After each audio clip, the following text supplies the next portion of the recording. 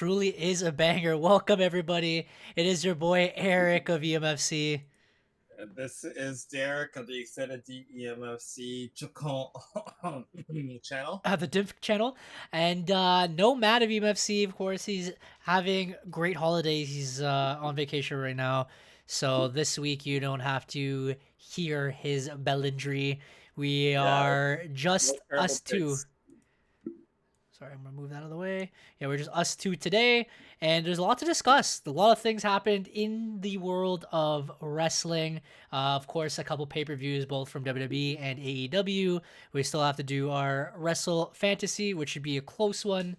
And yeah, even like Monday Night Raw, SmackDown stuff happened. So, what discussion topic do you want to go with first? Straight to the sheets? What? This is a lot to talk about. I don't know.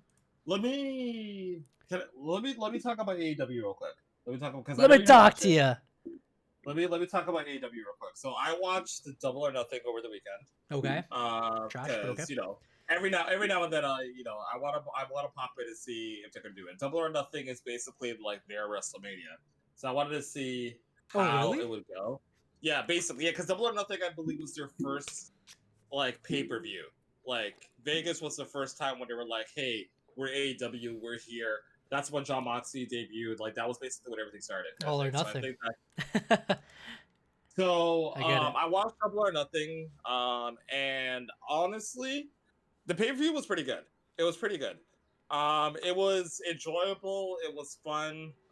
There are some criticisms that I will talk about later, but like I told you in the chat earlier, if you haven't had a chance to watch the Anarchy in the Arena match, which was the main event, that match was fun. As are we streaming on YouTube? Can I swear? We're gonna be posting on YouTube, of course. It's fun as poop, but we get it. We get it. It was super fun. Honestly, like I feel so like that match has evolved into what like it was a chaotic mess, and they are leaning into the fact that it was a chaotic mess. But my favorite part of that match, and That's the the fight reason why with I wanted to Edge. watch it, No, sorry, that's the fight no, no, with no, no, no, no, I know the no. Young Bucks and all of them. Yeah. The Young Bucks Okada and Jack Perry versus Eddie Kingston, Daniel Bryan, and FTR. So yeah, so like I have my criticisms because on an earlier stream I was like, okay, why would you announce Kenny Omega to be in a match and then take him out of the match because clearly he's not cleared yet because of diverticulitis, and how do you like reroute from there? The match was fun. There was an appearance from Tony Khan. There was a point where Jack Perry like just pulled Tony Khan out to the stage and like tried to beat him up. Mm-hmm. Jack Perry got lit on fire with a flamethrower. That I heard. Yes, that I remember you were telling me. But my favorite part of the match, at the very beginning, there was a point where they legitimately had like, some people online refer to it as a pass the ox moment, where Darby Allin comes out and his music keeps playing, and they're just fighting all over the place. Yeah. And then one of the Young Bucks takes the microphone and he's like, "Yo, turn that garbage off. Yes. Let's I saw play a that. proper theme song. Let's play our theme song." And so they play that theme song and they continue to fight. Yeah. And then Dale Bryan was just like, "Nah, f that. Let's play my theme song instead." Yeah. And so they play the final countdown. And then he goes in there and he's like, don't continue that song. We can't afford it. It's like I forgot what they said, like $40,000 every time I have to play it. It costs $200K every time we have to play it. We're on a budget, and then turn it off. I was like, "Yo, this is so good." That's funny, yeah. For the most part, of course. Yes. The match itself was legitimately all that. It was gimmicky. It was intense. There was a lot of spots I was like, "Oh my god, why would you do that?" But like, honestly, in terms of like chaotic messes, it was the perfect chaotic mess. This might have been legitimately my favorite Anarchy in the Arena match like I've ever seen. And that's like beating the one that was inside. Like, what did they do? They did it inside the football stadium on the football field. Yeah, that one during was sick. COVID, yeah. Yeah, that one was sick. This one was so good because they just leaned into like every gimmick they could, but it was still super intense. But like, it was just a really fun match. Mm. So like anybody who hasn't seen that match, like I would recommend like watch that match for sure. But Double or Nothing did its thing. They honestly, like, for me, AEW, like, they were like harping on the fact like, oh, we're 5 years in, we're just getting started, yada yada yada yada. It's crazy. And for me, it's just like like do your thing. Like again, TNA has gotten to a point obviously where they're just doing that. AEW, just do you. Don't try to lean into like, oh, like WWE is this, and yada yada yada yada. Or hang on to their MG, controversies and stuff. Yeah. just do you. Like, hang on to the stuff that works for you, and I promise, like, you guys will be able to get back to up to a point where people will want to watch you guys again. Mm. But like, whenever Tony Khan goes out and he says like, oh, WWE's like this, or like, here's a WWE reference, like MGF made his return, and I'm going to talk about that too and how I feel about it. But MGF also made like references to well, not really a reference. He name dropped Called Vince out McMahon too. redacted McMahon. Yes. Yeah. And for me, it's like MGF can kind of do it because that's kind of been his niche. But like, again, It's like, a little as too long much. as I you don't know. guys like just focus on y'all and do your own thing, focus on your superstars, focus on your storylines and all that stuff.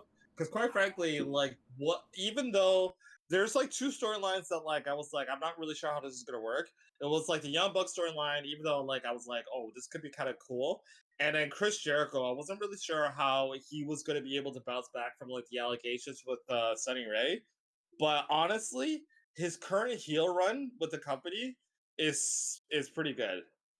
It's pretty good because he's basically moving as if like he like doesn't know or doesn't hear the fans booing him, and he's just kind of like, I'm the best, like y'all love me, and like kind of do your thing, and like I don't know how he does it, but he always finds a way to be able to turn like chicken shit into chicken salad somehow. I know. Okay, so from what you've been mentioning, because obviously we always harp on AEW, and so does everyone now, because obviously they deserve it. Like they've been trash. We used to go to watch live events like in Vegas, bro. Like Mm-hmm. to like what it is now. Like it used to be entertaining. It used to be this fun alternative, especially when Vince Redacted was running it. It was boring. WWE was very boring. It was very lame Yeah, until Triple yeah, H came and made it this amazing super show now that like it's wrestling's cool again, as The Rock said, you know. A lot of mm-hmm. special guests, a lot of huge sold out arenas that you'd never think they would sell out, but they are traveling all over the Yeah, world.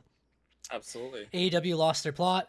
They had a lot of fun characters, unique storylines, but then it became no storylines. A lot of the wrestlers became boring or it's the same thing every week. It wasn't entertaining anymore. Obviously, the whole issues with the Young Bucks and all that stuff, right? Mm. Um, but I'm kind of glad that you're saying all this positivity about it. Again, I didn't watch it. I do know a lot of things that happened. A huge Yeah. thing that AEW had going for them was MJF. He was their champion for a long time, and he's entertaining. Like he's great on the mic. He's great at Mm-hmm. the wrestling. Like at wrestling, Mm-hmm. he's got a good storyline going always. So he's someone that's more worth it. Someone like of an attraction, I guess. And you know, as you were saying, Tony Khan needs to like step out a little bit. Like you're just like a nerdy mark. Get away from Yeah. it. Let the wrestlers do their thing. Build good storylines. Probably bring in people, honestly, that build good storylines, like writers and stuff, you know. And focus on you, as you said. Yeah. But I think that like so Will Ospreay and Roger Strong opened up the show, and Roderick Strong is like he's like the Natalia of AEW. He's very good, but like I can't get behind him because he's still lacking a lot. But I like their match was incredible. Like Roderick Strong is really good at being able to focus on body parts, really just sort of like dictate the pace of a match. And Will Ospreay honestly can do no wrong until he breaks his leg. So Uh, like their match was really good. It was a great like opener. But overall, yeah, like I really enjoyed the pay per view. Like I'm kind of interested to see where they go from here. And like for me, like if AEW wants to win me back as a fan, I just want them to again just do them. Stop like name dropping WWE because WWE clearly doesn't name drop you. Like maybe there'll be like some things in the pressers that may be implications, but they're doing them. Like and like Triple H, like what he's been doing is what I love. Like he's been going to smaller markets. So like even like this past Monday night, I think they were in Buffalo, but they were in like a smaller area of Buffalo. So like in terms of like seating, it wasn't as like crazy as like going to like a Madison Square Garden, but it was still like when you go to the smaller markets where they don't wrestle like normally see a WWE show, especially since Vince kind of like kind of did his thing. Yeah. You get more passionate fans and people who are more willing to are just excited about literally everything. And like that's what you need because I feel like when you get the crowd reactions, the show itself becomes better. Mm. Because when you see that the crowd is getting to it, you watching at home become more interested in what you're seeing in the ring. And so I think Triple H has been doing a great job with that. King and Queen of the Ring was this past weekend, and this is like part of like the international PPV tour until they get to SummerSlam. And honestly, like again, like it's been inconvenient for me because I work, and by the time I finish work, like the pay per view is over. But like Yeah. you're talking about World Wrestling Entertainment, you have to stop appeasing to the American fans and give like the The other world. fans something, give something that they want to watch. So it's been really cool to see the crowds have been able to bring something to WWE that we haven't seen a lot. Like you go to France for Backlash. La la la la la la la la la la.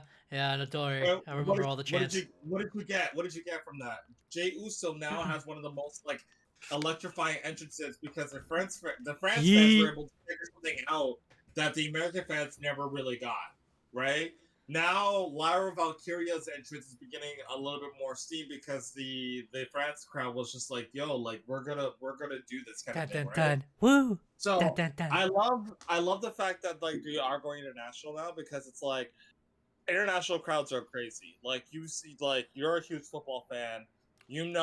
Like if you go like to other leagues, if you go to Serie A, if you go to, I don't La watch Liga. football, Okay, but La you Liga. go into La Liga, all those other leagues, like the fans are super passionate, La la la la right? la. Even if you do basketball, if you do it to like the Super League of basketball, bro, like if you're playing basketball in like Serbia, like the fans are crazy. They're Yeah. nuts, right? So it's like be able to kind of bring that into wrestling. It's like giving the American fans like, oh shit, like why did we think about that? Mm. And now they're wanting to do it, right? People have been singing Randy Orton's theme song for weeks now because of what France did. And it's just like, bro, Yeah, it when the is theme's true. been lit, why have you not thought of that before? So it's like these international shows have been doing like amazing. And honestly, like Triple H again, it's one of those things that like Redacted never did that now we're trying, and it's just like, oh, this is kind of cool because like maybe from an American standpoint, is it kind of hard for us to be able to watch this stuff a little bit? But when we bring it back to America, one of the biggest things that American crowds will do is that they're going to show that they can't be outdone. So now they're like, okay, well, France did this. Nah, we got to turn up a notch, Mm. right? So I'm loving it. Honestly, again, like where they're at right now, like they're trying different things, and they're in a position where they can try different things because they're already up here in regards to like, where they're at in terms of product. Like, try different things, see how the fans like it. If they don't like it, all right, we'll scrap it. If they do like it, oh, okay, cool. This is something that we can kind of go moving forward, right? So it's been really, really cool. But let me stop rambling. Let's talk about King and Queen in the Ring. Let's talk about Saudi Arabia. Let's talk about the fact that I've been waiting a week for this, and I've been waiting I'm so turning that off I the can stream. get you on stream. I'm turning I off can the get you stream. back on stream. All right, guys, it's All been a right, great cool. time. Wait, before we lead to Let's that, talk about it. all right. Let's talk So about it. Let's talk as you were about it. saying about the international scene or whatever, again, I feel like just to end off the whole AEW thing, as you said, they need to focus on themselves. Yeet. They need to focus on themselves and maybe, I guess, focus into those American markets and try to get the fans because they were originally, but now they're kind of falling off. Hopefully they do. Hopefully this pay-per-view boosts them because, again, a lot of big news happened with them. WWE, as we mentioned before, internationale. They loved going to the international markets now. They're huge all over the world. Big events. Saudi Arabia happened. King and Queen of the Ring. These last couple weeks on Raw and SmackDown, they've been having a lot of matches, tournament style, leading to the finals. The winners are going to be fighting for the main event at SummerSlam, which is still like 3 months away. Yes. Great concept that AEW tried to copy with their stupid little tournament as well. Anyways, that's for a little bit later. Yeah, so it started off with SmackDown. They had the arena set out for them. It was kind of cool the way it was laid out. Again, it was just pretty much pushing towards the pay per view. So the pay per view, altogether as a whole, it was pretty good. Again, I was off. Sometimes I'm a little busy on Saturdays, and I'll have it on my phone or something. This time I was actually at home, so I got to watch it with my family. And yeah, it was pretty enjoyable for the most part. It was pretty chill just to have like even in the background while you're doing stuff, right? Like it was entertaining for sure. Again, it was only like 6 matches where AEW is doing like 11 matches, smaller Yeah. lengths or even longer lengths Yeah. throughout the night. WWE is doing more of quality over quantity. Though the matches were very short. We reviewed that too. So, what did you think about it? I enjoyed it. So I watched Double or Nothing before I watched King of Queen of the Ring. I watched that on Monday. Um, it was good. It was good. I enjoyed it. I liked the shorter format. That was a format that was very prominent in NXT Gold, I guess is what they're calling it, Mm, where it's just like give you 5 matches, give you quality matches, let's go home. I enjoy take us home, a brother. lot of matches for a long period of time because I just like wrestling. But at the same time, like sometimes again, like if I'm doing a rewatch, like I don't want to be sitting there for 5 hours doing a rewatch. Like if I'm gonna be watching a 5 hour pay-per-view, I want to be sitting there live watching it. So that's kind of like what AEW did. But I think that the right people won. I think that I hate that Logan Paul is so freaking good. But Logan Paul is so freaking good. And it bothers me because that match with Cody and Logan Paul was so good. Like, not even from like a hype standpoint, because we knew who was going to win. Oh, of course, But we like always know. just Not number one draft pick. but just as like the amateur stuff that they did at the very beginning, the storyline with the brass knucks. There was a point where Logan Paul had like a confrontation with Michael Cole because Michael Cole was just like, "What the hell are you doing? Like you lied," and like he got on Michael Cole's face and like Corey Grace had to like pull him back, and like Oh that was yeah. all done so that like Cody Rhodes could set up for a suicide dive that he failed to deliver earlier. The frog splash with the panoramic camera shot, which I don't know if you saw this, Was but that a Logan drone? Paul, it was a drone, yeah. Yeah. I think I'm pretty sure it was a drone. But Logan Paul actually suggested this to Kevin Dunn earlier in his career, saying like, "This could be really cool. You should do this." And Kevin Dunn didn't do it. Yeah, because he's like, nah, I know what I'm doing. No, he doesn't. Look at the camera angles now. So again, these small things that I get are super small, doesn't take away from the product at all, but also kind of adds a little bit. And again, it's one of those things where if people say like, "Yo, that was stupid, super stupid," that's cool. We won't do it again. But I've seen it shoot like the score posted it, ESPN posted it, bro. There have been sports outlets that have been like, "Yo, this camera shot was effing fire." Yeah, and it was sick. It was Because really cool. it was really, really cool. And again, like the only thing that I would say like it kind of takes away from is that that he's hitting the spot. But I don't care. A frog splash shoe on an announce table, yeah, I know we he's hitting we the already know spot. they're gonna hit the spot. Yeah, regardless, I You was know like, you're gonna hit the it was a spot. pretty There's cool no way you're angle. not hitting the It spot. was it was Yeah. it was very immersive. He even had his Yeah. prime drink. He spit it out. It was lots of fun. Like just the pay per view was fun in general, really. Yeah. But like again, Gunther beats Randy Orton, albeit by controversial fashion. And let me kind of bring this to you now before I kind of go in.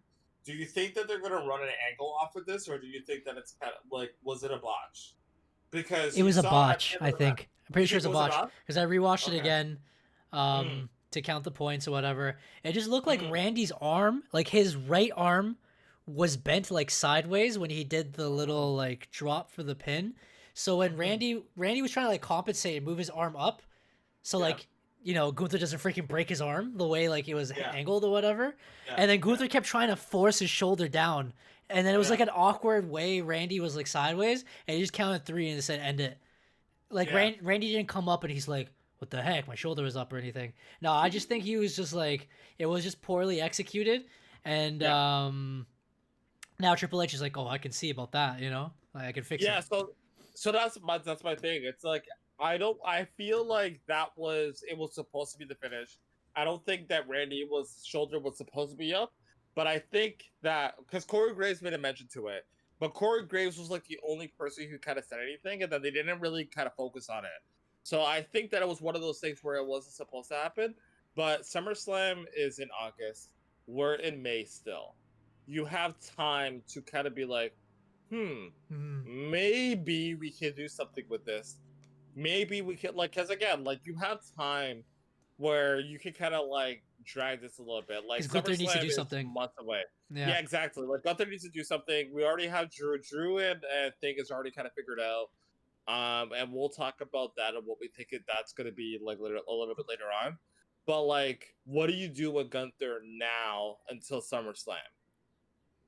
Like again, I have all full confidence that Triple H will be able to figure out, but like, what do you do, kind of thing. So I think this is something that you could definitely lean into, where you have Clash of the Castle, you have Bash in Berlin, so Bash in Berlin, Gunther, hometown boy, you could do a rematch at Bash in Berlin if you really wanted to, and be like, Yeah. yo, like this guy's trying to take my title spot away from me. I'm at my hometown crowd. Let's do something, kind of thing, right? But yeah, you're looking at that, but it was pretty cool. We go to Nia Jackson, Lyra Valkyria. Again, let me talk my shit for a little bit. You did mention it because me and Matt said when we were doing predictions last week, guys, we Mhm. said that Lyra rocket to the moon, but this Bellin for weeks has been telling us Nia Jax can be pushed. You Unfortunately, know here we why? are, of course. So Because you weren't watching wrestling back in 2004, 2005. If you saw the build of Batista and Triple H, that build went on for months. And it was done specifically because we needed small little things to bring into the huge impact. Lyra Valkyria, I'm gonna say right now, she's doing better on the main roster than I thought she would. Because oh honestly, to really? me, yeah, no, because like to me, like in NXT she was good, but she wasn't like main roster good. Like I feel like I didn't expect her to be able to connect with the fans as much as she has, but people are already doing the NXT chant with her entrance music. Whereas like Santos Escobar, like his entrance theme is hard. And in NXT, whenever like the din din din happened, it was like people were going legado, and like it was huge. And like people aren't keying into that yet. And part of it is because he's not really being booked. But like It's gonna people trash, but are okay. into Lyra, so she's doing a lot better. I thought she was kind of gonna get lost in the sauce a little bit, and I was worried that Braun Breaker was gonna get lost in the sauce a little bit. But Hmm. oh my god, But you they're kind of was in the killing it right beginning. now. I kind of feel like with Triple H and Shawn Michaels and their connection, they know what they're doing with Mm-hmm. these wrestlers. That's why I Mm-hmm. didn't worry so much for Lyra or Ilya when they brought them up because they were both former NXT champions. They were thinking Yeah. highly of them. So Yeah. what do you do to introduce them? Kind of like with Kevin Owens, they made them huge right off the bat. So Huge. that's what I expected. I expected this in all honesty. Yeah. I was kind of worried for Braun Breaker and it was Carmelo Hayes when they brought him up, but they've Yeah. both been But they're doing their doing thing. it. Yeah, They're doing it, and discreetly like compared to so, these guys, but they're doing their thing. and I think the biggest thing is that they're doing it, and they're not giving them too much too soon. Lyra Mm. Valkyria is gonna have her time. Like, best believe that. Braun Empanadas or what? Breaker.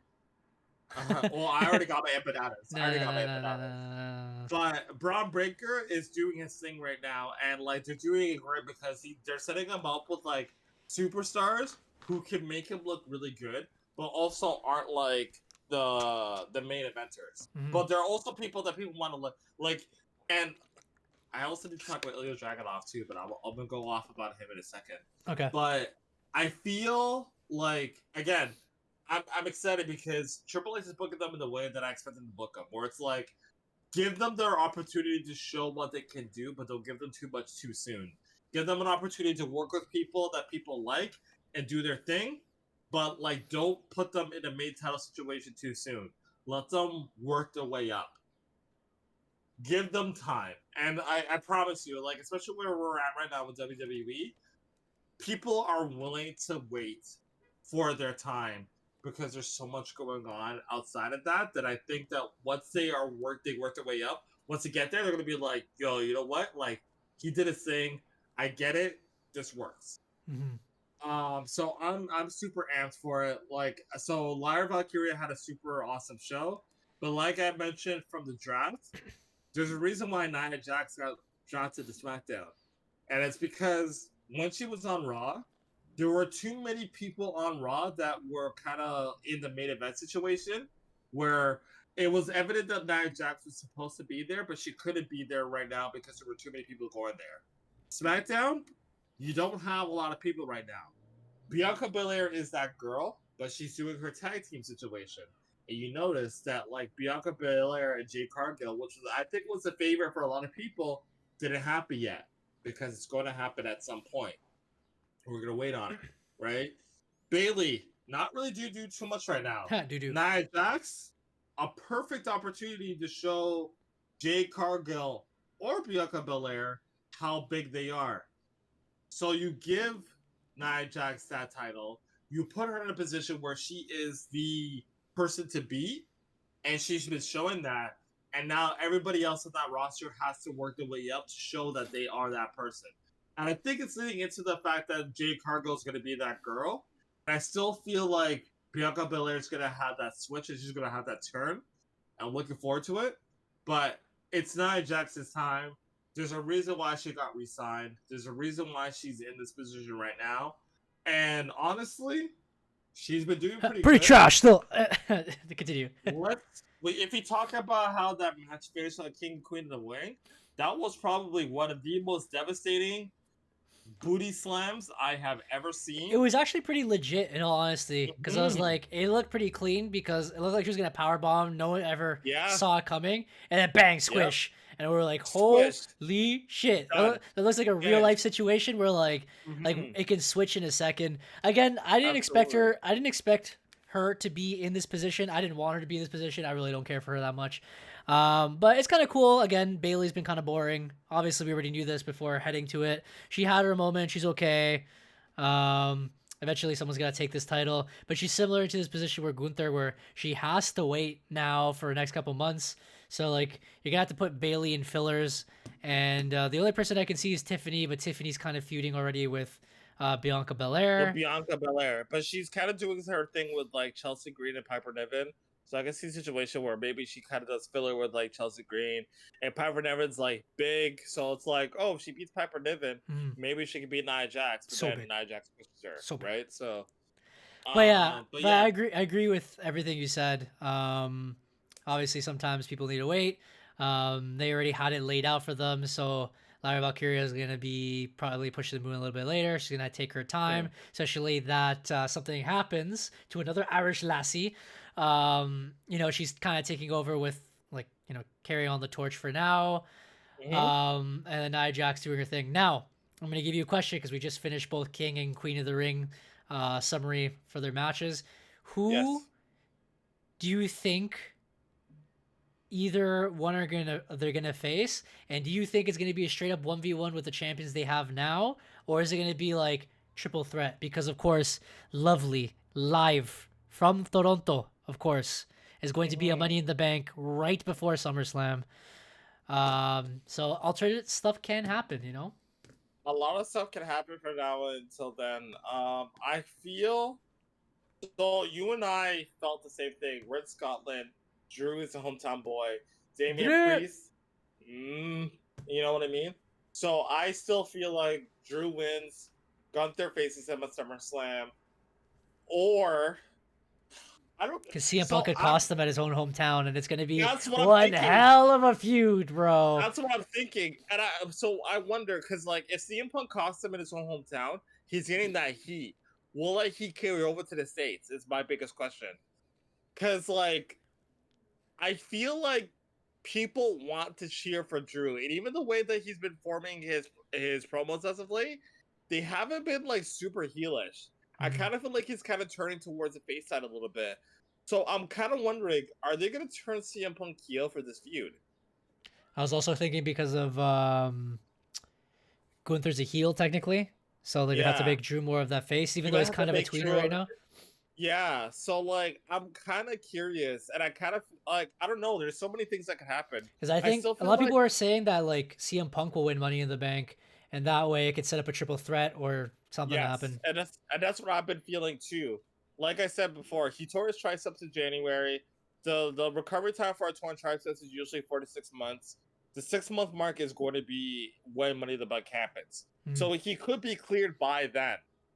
My thing now is that, like, what do you do that and potentially risk injury with CM Punk again because he's old? Like, do you want to put him in a ladder match, or do you Like Edge wait and breaking then his kind of leg. decide, right? Which we'll talk about. Or like again, there's so many possibilities here. I'm still kind of leaning towards Drew wins in front of Scotland. He gets his vindication. That leads to Damian Priest and Finn Balor. Because that's something that's kind of been teased a little bit as well. And then maybe you do Drew versus Punk at SummerSlam, or See, Drew versus Gunther at I SummerSlam, thought when they and split up Gunther wins. Finn, and Damien, I expected it to be something on SummerSlam, but now that Gunther's Yeah, guaranteed, and I yeah, obviously, Damien's here, he's like a mid card for life, or maybe low card, mhm. but like Gunther's up here, he's main event championship caliber and has proven it with his title reigns previously. Um, Once Gunther wins that title, he's not dropping that to anybody, in all Oh, honesty. how long do So you think his title reign is gonna be once he wins it? Because I'm like WrestleMania, again like, if he wins it at SummerSlam, he's holding it to WrestleMania. who do you think is gonna listen to it at It has to WrestleMania be then? a very big, like, returning superstar or someone they build like very strong. I don't know who would that be.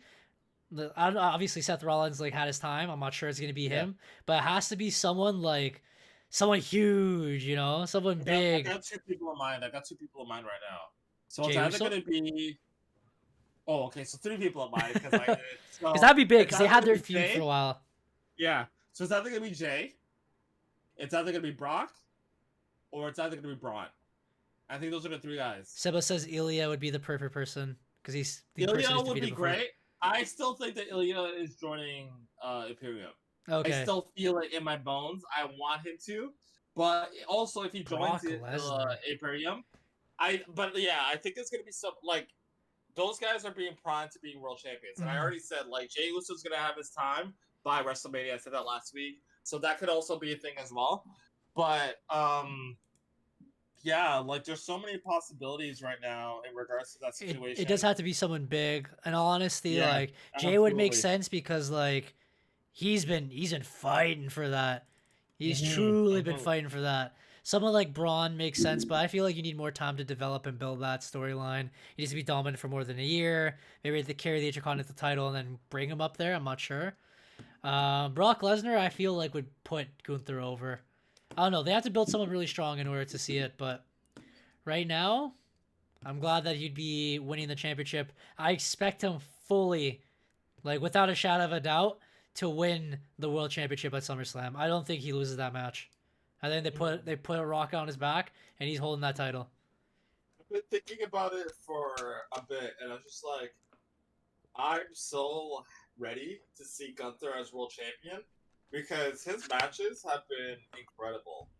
Like, I don't think there has been a match that I've seen Gunther in where I haven't been like, holy crap, like this match is so good.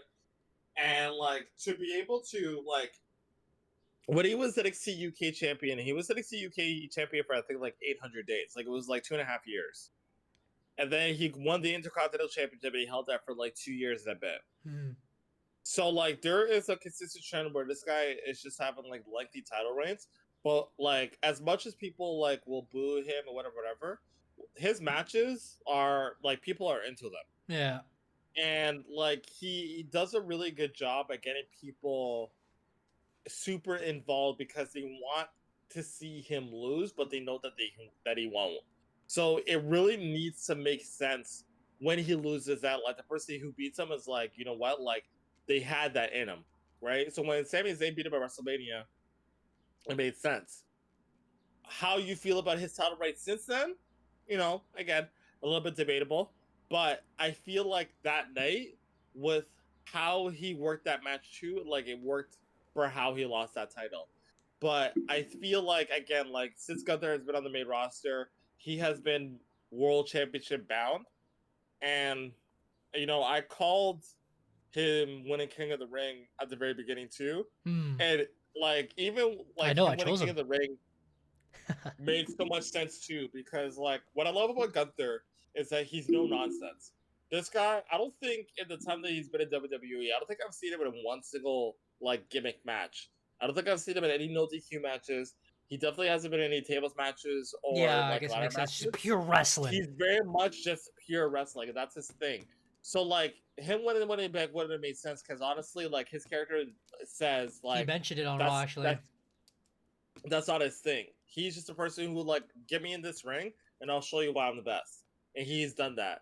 He went through this tournament doing singles matches and he's won everything. So like I'm super amped to see how like when he wins the championship, because I think he's winning. When he wins the championship, like how that kind of goes forward.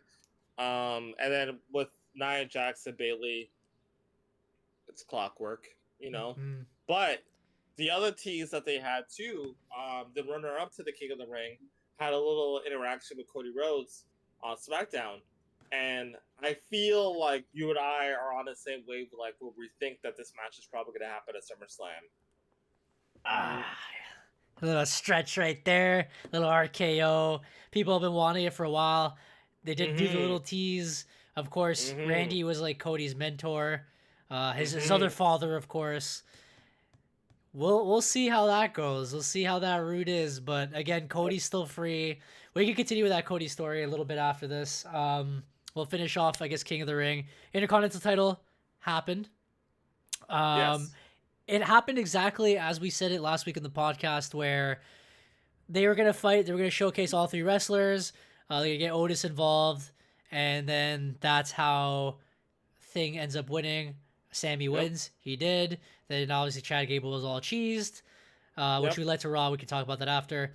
And then, of Mm-hmm. course, the moment where I owe this guy empanadas. Both me and Matt, I believe, thought that Becky was going to win because she's Becky Hogan, of course. Turns out it's the opposite. Turns out her contract, I guess, is ending, or she's just taking like a break, like a leave to be Yeah. a mother, because she Yeah. was supposed to go on vacation regardless. So she's Yeah. gonna go on vacation for a bit with Seth. Create another one. Who knows? And yeah, she dropped the title to Liv with interference of Dom. But it was kind of interesting where it was more Dom was trying to help Becky because he doesn't want Liv near the title. But as you guys know, they've been secretly, in the locker rooms, they discussed many things. They even mentioned on Raw where both Finn and Funko Pop JD McDonough have talked to Liv separately as well. Mm-hmm. And then Damon's like, "What's going on? You guys want to cheese mummy? Okay, like papito." So then, interesting finish. More interesting on Raw. I don't know if you want to discuss that or you want to just lead to Raw.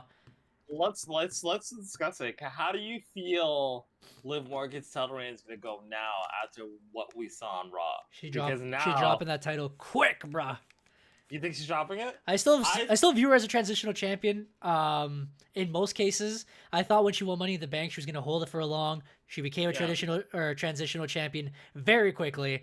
In this case, I still view her as a transitional champion. I view everyone who is holding this title transitional champion because Rhea Ripley is that girl. She is that B word because we're gonna try to keep PG here. You are. They're just holding it until she gets it back. I know she's doing this whole revenge tour, but I'm pretty sure that's like her character just for now.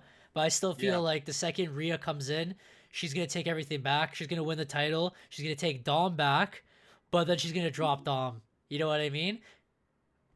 So I have a different take. Okay. So to me, I think that Liv Morgan was always going to be that girl that was going to be Rhea Ripley. So I think that, and we'll see how this goes. But after Raw, without revealing too much, I think that Liv Morgan is going to beat Rhea Ripley when she gets back. And Really? I think that we're going to drag this little storyline out until Rhea gets back, and then we're going to see where their allegiance really lies. But I'm there's so many Want things. a bit empanadas on that? No. I want my empanadas, and I'm gonna look for some spots too, cause like La Guanaquitas empanadas are hidden, but I know I can find better. Okay. Oh, of So you course, we can know, always find better. In Colombia, of I course, live from I Medellin. wish. So like my one of my close friends, I haven't seen her in a minute, but she moved to Aurora, but she used to live right next to me. But she used to make empanadas like every Sunday, and I would go to her house. She was a wrestling fan too. Hmm. Fuck, I miss her. But like, okay, also bleep that out. But I miss her so much. But like, she would make empanadas every Sunday. So like, every now and then, I will watch the pay per view at her house. I actually watched WrestleMania 27 and Payback at her place, and she actually had an uncle or a family friend who was in the business, which was really cool. So I got to talk to him a little bit, and I got to like get his insight in regards to how WWE was like, because he was actually in WWE for a Hmm. bit. But yeah, like her empanadas were slapped, bro. And that was the day that I was like, yo, Colombian empanadas cannot be touched. Oh, of course, lovely, lovely, I lovely and like creations. I'm not just saying this because you're Colombian, Colombian, of course, but but of like course it comes from Colombia. You know what I'm um saying? I've had Argentinian empanadas and they kind of hit too. Philippine Mm. empanadas are, yeah, they're, you know what I mean. Yeah, Colombian empanadas are where they're at, especially when they're fresh. it's like getting pasta or Um, pizza from Italy, bro. You have to get it from you the know, OG. You know what I'm saying? Like I'm coffee and telling you, bro. emeralds in Colombia, and you know. I'm telling you, bro. Anyways, yeah, But Rhea going Ripley. back to that, yeah, I really feel like the revenge tour is gonna make a complete sub.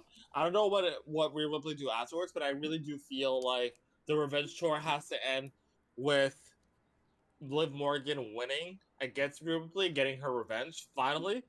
And again, their storyline is built so perfectly off of real life situations because they've injured each other both times, so they never really got like that payoff match. Yeah. But I think that Judgment Day turns on Rhea Ripley that day Ooh. when Liv Morgan retains against It's Rhea so funny Ripley. because I have the exact opposite take. I never thought Liv was gonna win it from Rhea. I feel like Rhea Yeah. was gonna absolutely bury her. They just needed someone like a good face kind of thing, but Hmm. at the same time a good Hmm. heel because you see how they switched roles because people love Rhea Ripley. Yeah.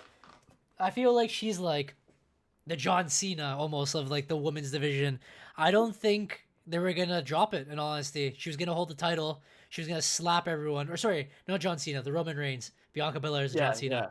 I feel like Yeah. she was gonna hold it until someone big like either Jade Cargill or Bianca switch rosters and then beat her. I honestly think that Rhea Ripley would hold this title for years until like next year and then lose the Hmm. title. I didn't think Liv Morgan was gonna win. And honestly, Yeah. I thought she would walk away from Judgment Day. I don't think they would turn on her because she is like the main attraction. So, She is, but like there's a lot of factors right now in Judgment Day. Like mm, every person in Judgment Day has had some sort of interaction with Rhea Ripley behind the scenes, yeah, except for Damian Priest. So I think that Damian Priest is probably going to leave first, and I think that's probably going to happen sooner rather than later. yeah, I think it's gonna But implode before she comes back. part of me feels like he is going to bring her back. I feel like he is going to lead Judgment Day, probably have his feud with Finn, and be like, y'all screwed me over, but you also screwed her over. And I think he's going to be the precursor to have Rhea Ripley return and go after Liv Morgan. And Oh my I god, the think that, reverse Judgment Day. but yeah, I don't know. Like, again, so many possibilities. But yeah, honestly, like for me, I think Liv Morgan's gonna hold on to that title for I don't know how long, but I think she's gonna beat Rhea for it. I don't know who she's gonna lose it to, because I'm really trying to think about who's on Raw. Maybe it'll be Lyra Valkyria when she like kind of like gets built up, but I don't think she's losing it to Rhea. Uh huh. I think she's gonna beat Rhea for sure. And I really want Simba's in the chat the right now.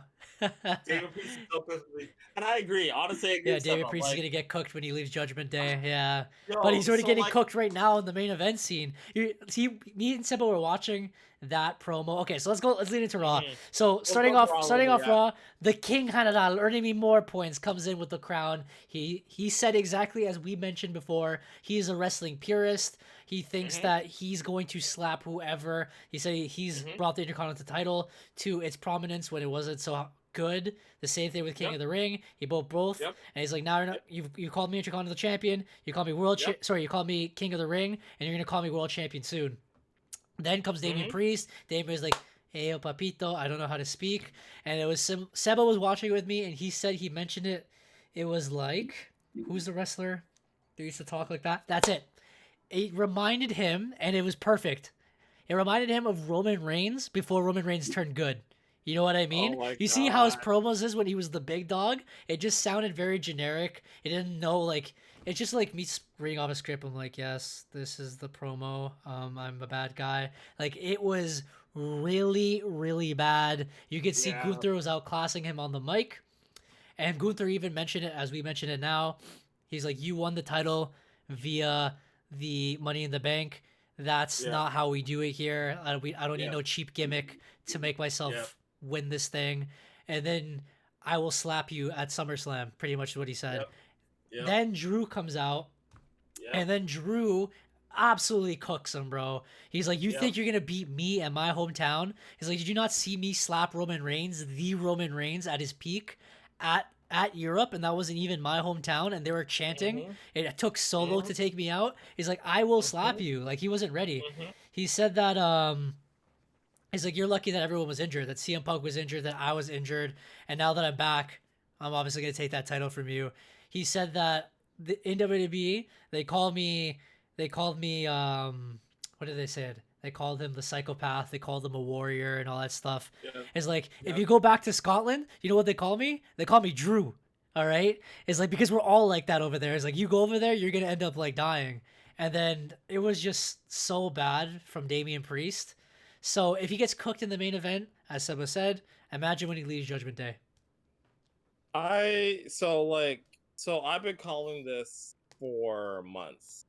If you go back to our previous episodes, check Of course, YouTube real of course, of quick. course, of course. I like so I've watched Damian Priest when he was Punishment Martinez in ROH a few matches, but like I feel like promos were never his strong suit, and I think that a lot of people who do find their voice find it because they learn who they are, maybe individually, maybe as a character, and that's what pushes them forward. So I will give Damian Priest some credit because I think that his promos have gotten slightly better. But I have always said that like he's not world championship material. I am happy that he is world champion because I think he deserves that for everything that he's done for the company. But I feel like he's done it from an in-ring standpoint. Everything on the mic, I think he still needs to find who he is as a character. And I think that like he's still trying to figure that out. I think that he kind of had it when he was in NXT because he was just kind of like that party guy. And even at ROH, he was just kind of like a guy that beat people up. So like from a promo perspective, he didn't really do much because he was basically Baron Corbin in NXT, right? He didn't really talk much. He just came into the ring and did his thing, and that was it, kind of thing. So Drew re-signed, and I'm gonna say it right now. If you re-sign with WWE for long term, best believe they're guaranteeing you that you're gonna have a world championship run at some point in time in your career. So I think Drew's time is coming. He didn't get it in Wales. I definitely think he's getting it in Scotland. Like if he doesn't get it in Scotland, like unless like they are able to build it in a way where it's like, oh, okay, this makes sense. Like Like it he's has to getting be his time CM in Punk, Scotland. man. There's no Yeah, way it has to be. he's winning clean. I don't know. I don't know how they're gonna Yeah, do it because yeah. so they mentioned it in that same promo where it's Mm-hmm. in 3 weeks. Mm-hmm. So there's not that much That's time a, to there's not that's the only not much thing. time. There's not much time to build it. and all of a sudden No. just make Drew champion. I understand like this Yeah. his storyline started from like way back since like Roman Reigns days, everyone cheating me out of this, Seth Rollins. Then he finally won it in front of the crowd. Then he had to lose it immediately. I always thought Drew was gonna win it back, but then lose it immediately because of CM Punk. I don't know. Honestly, that could be a 50-50 match.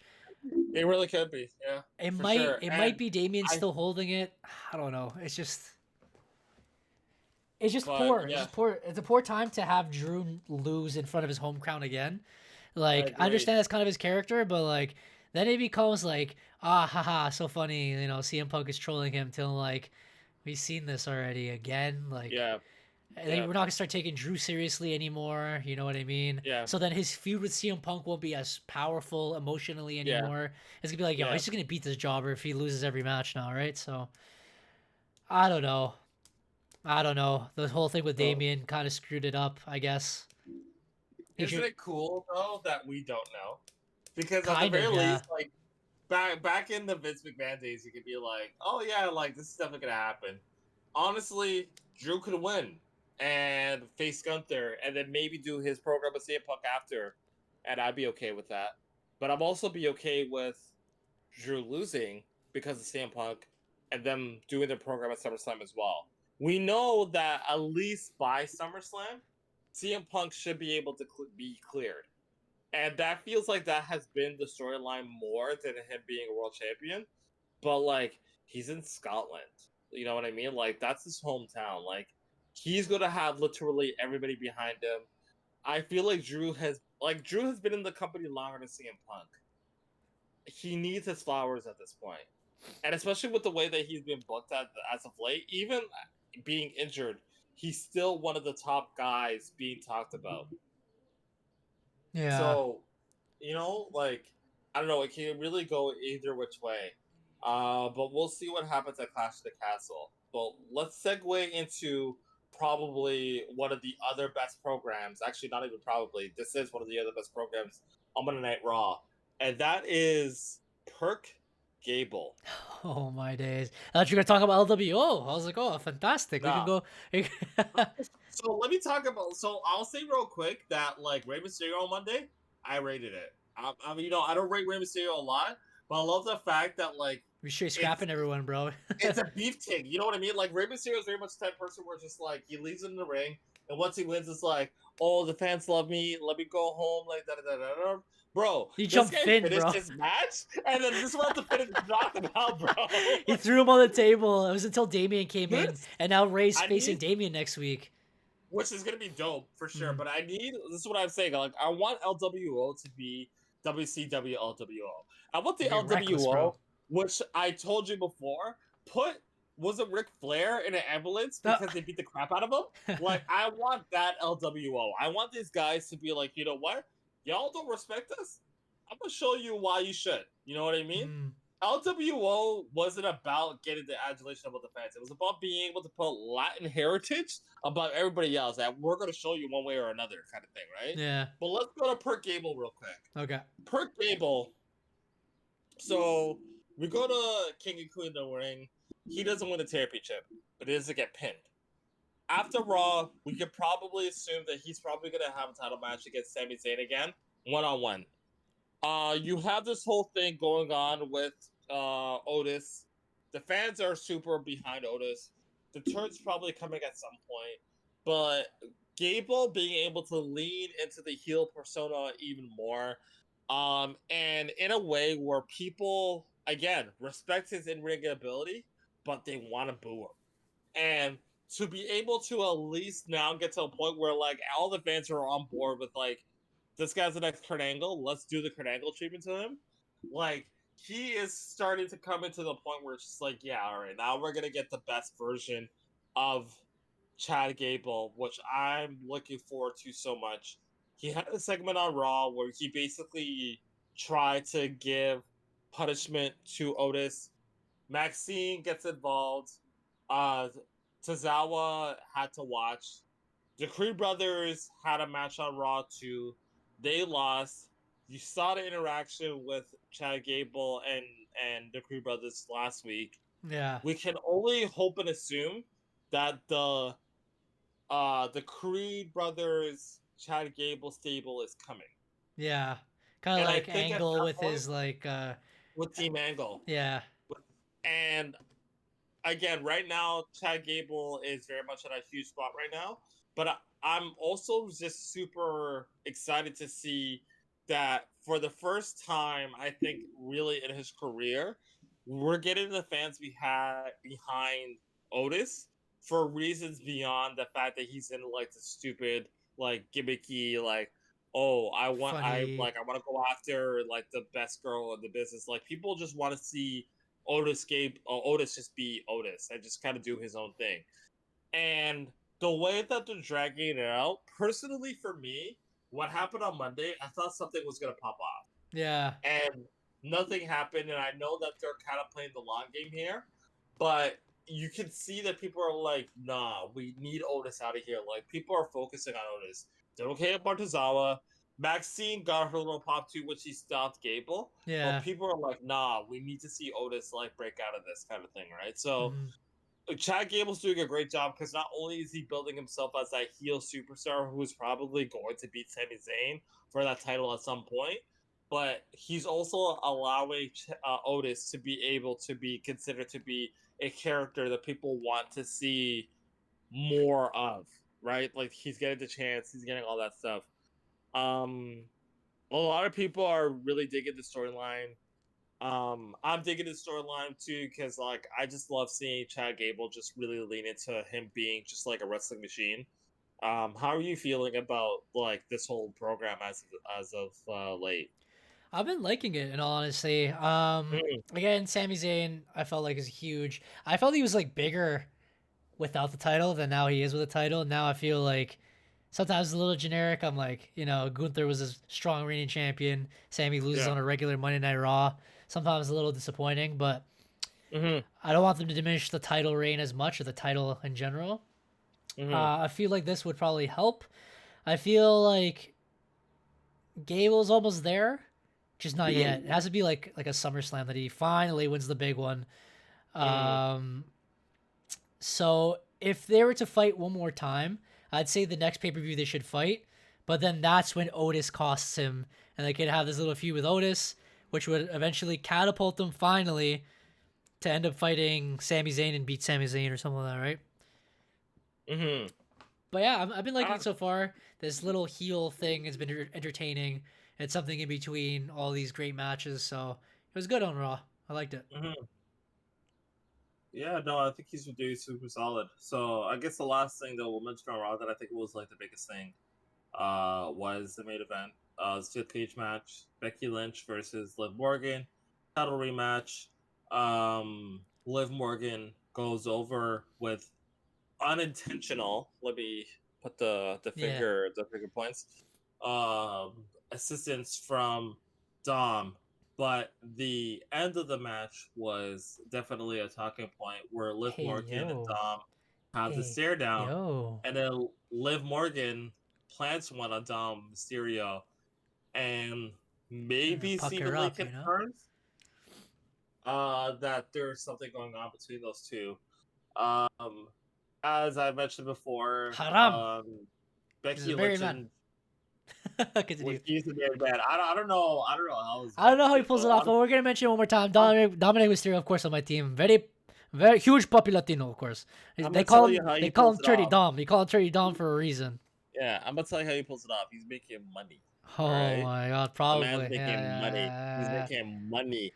But He's married in real Liv, life, guys. That's why. First, he has this like fake relationship with Rhea Ripley on TV. He's yeah, actually married to another girl, hmm like his long lifetime girlfriend, and then he hmm kisses Liv Morgan on live television while he's married. By the way, just yep. gonna mention that one And more time. like I mentioned before, I need to get her Instagram ASAP because I need to start planting seeds so that they can get divorced.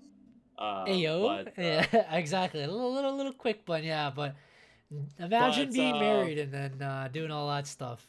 What a job! What a the, job! the overall I could never. impression is that Becky Lynch is probably going to resign with WWE. And honestly, I never really thought that she would leave WWE in the first place. I felt like the only reason why she's probably holding off on this contract is because, again, she is a mother, She's tired. and she's tired, and a lot of the time, like either their kid would be coming with them on the road, or like she would just have to leave them. And like now that Seth Rollins is at home, like there's that.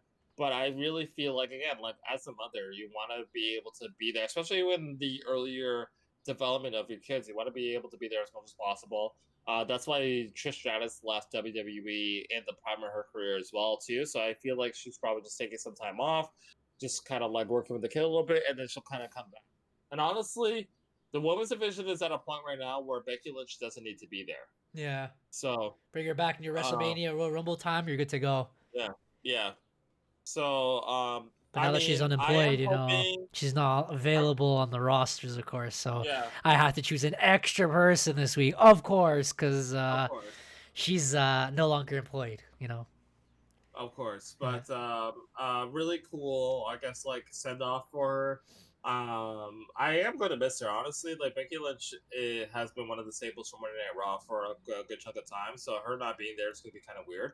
But at the same time, it's an opportunity for Liv Morgan to really show out. When Rhea Ripley comes back, for her to show out, and Lyra Valkyria and the other women's wrestlers to really kind of like show who, like, what they're all about before Becky Lynch kind of makes Oh, her. Io had that whole segment with Lyra Valkyria beat Kairi Sane. Yes. Then they went backstage for the damage control room, as we were gonna call it, the nanny, and for some reason Io just loses her shit, absolutely kicks through an IKEA table, smashes a couple of lamps, punches a wall, and then dips. I was like, holy crud. So yeah, it's interesting. There's a lot of women they could use, in all honesty, for the meantime until Rhea comes back. But it's crazy that like with the amount of injuries that they do have on the roster right now, because like Charlotte is still injured, and I don't think she was drafted to any roster, so we'll kind of keep that as is. That now. And but it's pretty cool that they're able to sort of still make things work with the people that they do have. So that was basically Raw. So let me talk about a real quick thing for Double or Nothing that I really, really need to get off my chest. Okay. I don't know if this is like a great assault situation, but we'll talk about it. But in Double or Nothing, one of the matches that I think did really well was Edge versus Malachi Black. It was contested inside of a barbed wire steel cage match. At the conclusion of the match, Edge, a couple days later, went on his social media and told everyone that he fractured his tibia in the match, and more than likely is going to need surgery. So the TNT Championship is more than likely going to be vacated if it hasn't already, because it's 8:30 and AEW is on the air right now. I could show her here real quick as well. Let's see if I can pop this out. What bothers me about this situation is that this was an injury that was easily avoidable. Yep. And this is kind of like one of my things about, I guess, AEW, but also just about like Edge jumping over to that company, is that like I feel like a lot of the things that he would have maybe tried in WWE was probably shot down because they were like, dude, you're old. Probably don't do this. But the spot in which he broke his leg, and I watched the match, and I remember I saw it, I was just like, oh, that didn't look very good. And I saw him limping after the match, and I was like, oh, that really doesn't look very good. But he did a spot where he put Malachi Black on the table, and he climbed to the very top of the cage and gave him an elbow drop from the very top of the cage onto Malachi Black. But like the way that he did the spot, he basically landed on his leg first before he actually did like the full impact with his elbow. This is it, guys. We're gonna show real quick here. Let's look at the spot real quick. So like again, like this match was already doing great. Both of these guys are bloodied up. The fans were already into it. He was going to the top rope. Honestly, people would have been like, all right, this is cool. But then he was like, nah, let me get my moment. So he went over to a spot where there's no barbed wire. He went to the top, and everyone just got like, oh my god. Careful, you guys are squeamish. Now, I saw this spot a few times. I don't think you're really going to see much from this. Like, what was it like as bad as like when Rey Fenix got put through that table and his arm went backwards and you saw it right away? But just look at like how he comes down here. Idiot, bro. Absolute idiot. Yeah. So That's he comes down. horrific. Yeah. That's the tibia, by the So way, guys. yeah. So Now the you tibia, know. the main bone in the lower leg. The tibia basically supports the lower leg, attaches to the ankle. There's a tibia and then there's a fibula. Now I'm not gonna say if you fractured his fibula, like it would have been like slightly better, but the tibia definitely holds a lot up. Aside from the quads. But yeah, you could tell like just off of that, he was able to finish the match thankfully, and there was like a lot of really cool things. Like Gangrel made an appearance They did, and yeah. I forgot about that. basically helped him, which was like super awesome. The match was really good. There was a tease where the House of Black was going to, because I don't know if you knew, but there was a stipulation in the match where if Edge lost a match, he would have to bend the knee to the House of Black. Mm-hmm. But I think if he won the match, I think the House of Black was supposed to go to Edge. Okay. Either way, Edge won, but now he's injured, so like, who cares? Also, a but lot of people were complaining that ever since Edge came back, he's lost none of the feuds that he's been put in, and he's not putting anyone over. So that's another well, straight fact. Edge Hogan, you know. I just feel like again, like I don't know, like the way that they built this feud up, especially with like Malachi Black like stole his like wedding ring and was just like, oh, this is mine now and stuff like that. I don't know, it was just a lot of weird stuff, but like the match itself it kind of delivered. But I really feel like this wasn't a spot that he needed to do, and now he's out for He's 6 months 50 years because old, man. Like you shouldn't be yeah, doing that kind you of know, stuff. you shouldn't be doing that. Like I was really upset because like I love Edge. Like I think he's like one of the best superstars out there. But I just feel like since he's been to AEW, he's been doing a lot of stuff that he doesn't really need to be doing. Like that table spot that he did with like Nick Wayne, where like it didn't really even go like the way that it was supposed to go, kind of thing. I just feel like you're good enough that you don't need to be doing like all these like crazy spots, especially at the age that you're at. But he does them, and then he pushes the envelope, and now here we are. So, super unfortunate. Wishing him a speedy recovery as a result, but like why did you do this? Why did you try that? Like it's horrific. Yeah, that makes sense. Whew. I don't All know. right. It's something, alright. You know, it's an interesting way. Do you want to continue with sheets or grain of salt? You think you can find these sheets Um, quick? I guess we can mention some. we can mention some sheets. All I think right, I have let's some put it up right sheets. now.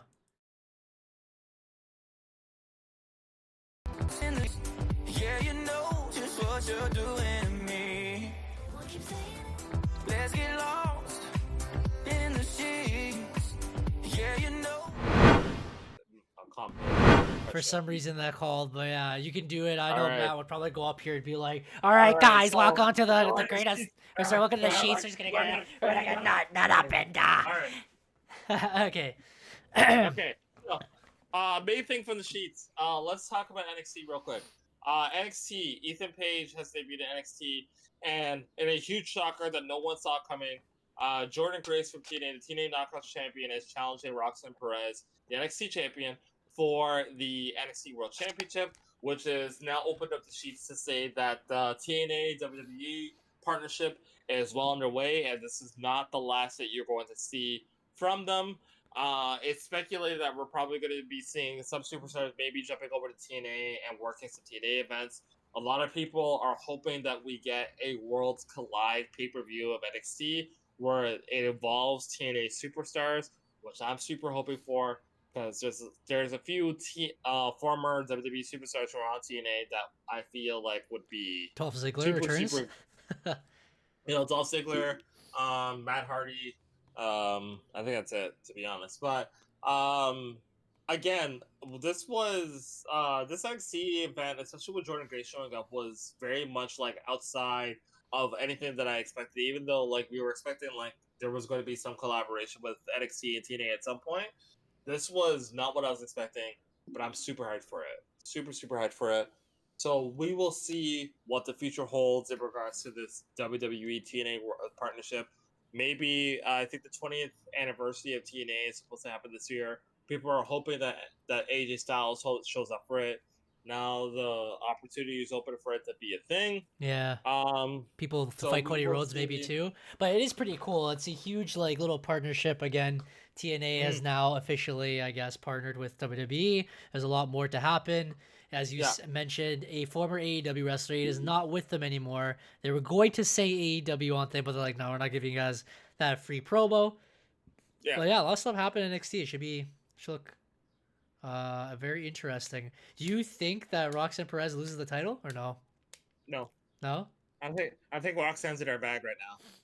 I think it'd be I pretty think cool Roxanne. if the TNA Knockouts champion wins the title. She holds both, and then like Yeah. I guess that brings NXT wrestlers or WWE wrestlers to TNA.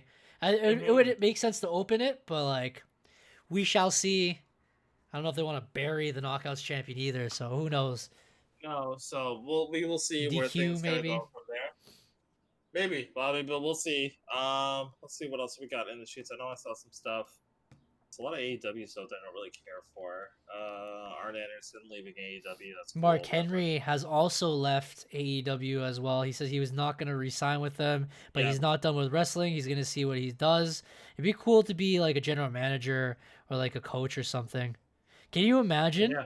an Olympian joining another Olympian? Mark Henry becomes the general manager for Chad Gable. That would be interesting. I don't know. I don't like. I feel like Mark Henry is done. Like I feel like he should Really? just stop. I think he's done. Yeah, like he's old. He's old. He Like, said he's not going he's- to. He said he wants to continue I know. wrestling. And I feel like he will, but I just don't know if it'll be in the situation of him like being in the ring again. But maybe a manager, maybe like kind of doing what he was backstage. doing in AEW. But I mean, evidently, since he's leaving AEW, maybe him just showing up on Rampage and saying it's time for the main event was beneath him. Yeah, it So was. we'll see what Mark Henry kind of decides to do. There's a lot of stuff in the sheets, like at least like stuff that I really care for. Let me see. I'm running through this real quick. Raw hits and misses. Rock is doing stuff that's cool. The Rock? Ethan Page. Yeah, but nothing crazy. Yeah, he's making Moana 2. He like showed a little trailer and showed himself working on it, singing. One of the potential NXT standouts, or I guess like future NXT stars, Julia. She's from Japan. She recently got surgery on her wrist. The surgery was successful, but a lot of people were thinking that Julia was going to be the person that was going to challenge Roxanne Perez for that title. But obviously, she's not fit to do so, so she can't. But maybe her response or her I guess debut will happen imminently. Otherwise, we talked about Becky Lynch and how she's probably gonna take a break. A lot of people are hoping that I don't know if you've heard much about Joe Hendry from NXT. Yeah, they want him but to. a lot of people want him to kind of make the jump over and kind of do like some sort of program. I haven't seen a lot of Joe Hendry. I just know that his theme song was like #1 on iTunes. Is he European? Yeah, I think he's. Is that why they want him to go and fight in one of the European pay-per-views to fight Cody? Is what they were saying, which would be cool. It'd be something unique because again, Cody Rhodes is still like doing those little in-between fillers, so it'd be kind of sick that he has a unique opponent because they kind of did that with Logan Paul. I understand AJ Styles is whatever, like it was supposed to be like the first opponent, but someone like Logan Paul was more of like an entertainment factor, bring eyes onto the match. If they could keep doing that until they can find an actual proper feud with Cody, it makes sense. Seba here in the chat says Joe Hendry is too good. So I've been told. I haven't seen. Yeah, I haven't seen him, but at all. I've just seen his theme song. I also didn't know that he was the one that had the #1 iTunes song. But it was pretty cool. Yeah, his theme song is actually really fun. That's funny. Is that it for the sheets? I think that's pretty much it for the sheets. Like, there's not really a lot of stuff on here. MJF like basically signed like a long-term contract with AEW. So I did say that I was going to talk about that. So let me. I don't know if that's a sheets or that's more of a grain of salt. We can bring it to the grain of salt right now. Ready?